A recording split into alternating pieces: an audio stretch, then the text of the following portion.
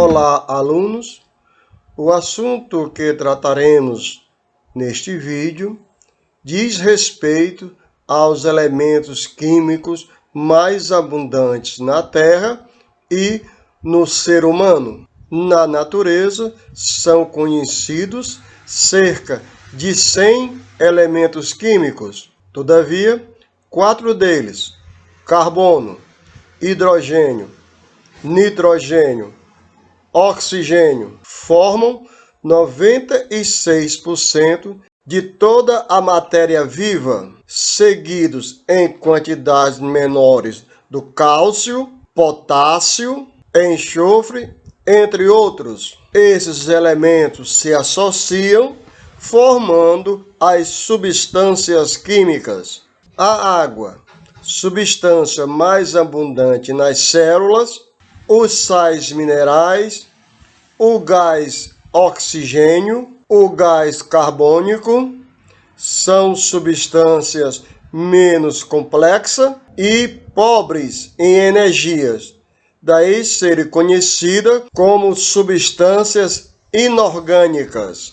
As proteínas, carboidratos, lipídios e ácidos nucleicos são substâncias complexas e mais ricas em energia, daí serem chamadas de substâncias orgânicas. O que diferencia uma da outra é que as substâncias orgânicas têm obrigatoriamente uma cadeia de carbono. Dentre as substâncias inorgânicas apresentadas, nós vamos focar agora na água. Estas apresentam importantes funções relacionadas com a manutenção da vida. Primeira função da água: atua como solvente. A água dissolve grande número de substâncias, o que favorece as atividades vitais.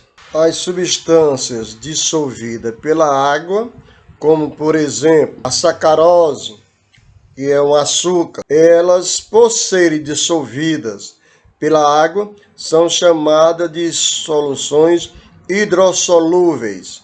A segunda função da água é o meio de transporte. O fluxo da água no interior das células e dos organismos permite eficiente distribuição de substâncias. A terceira função é a facilitação de ocorrências de reações químicas. As enzimas, que aumentam a velocidade das reações químicas, só agem na presença de água. Além disto, em algumas reações, chamadas de reações de hidrólise, a água participa como um dos reagentes.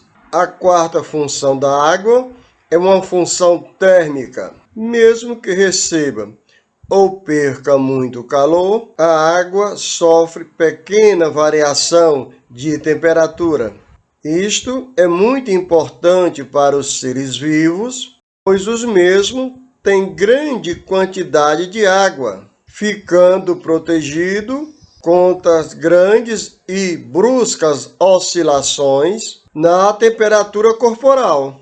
A quantidade de água nos seres vivos depende da espécie. Como, por exemplo, no ser humano, ela representa 75% da massa. Nos seres vivos, os minerais são encontrados nas suas estruturas esqueléticas, na casca do ovo ou dissolvido na água. Os sais minerais geralmente estão na forma de íons, que são partículas dotadas de carga elétrica. Vejamos agora algumas funções dos íons nos seres vivos. Primeira função: regulação da quantidade de água. Se o meio intracelular tem maior concentração de partícula que o meio extracelular, a água flui para dentro da célula. Agora, se o meio extracelular é mais concentrado, a célula perde água para o meio extracelular. Este fluxo de água chama-se osmose. Segunda função, equilíbrio elétrico da célula. A distribuição de íons dentro e fora da célula permite a condução do impulso nervoso. A terceira função atribuída aos íons, funcionamento de enzimas.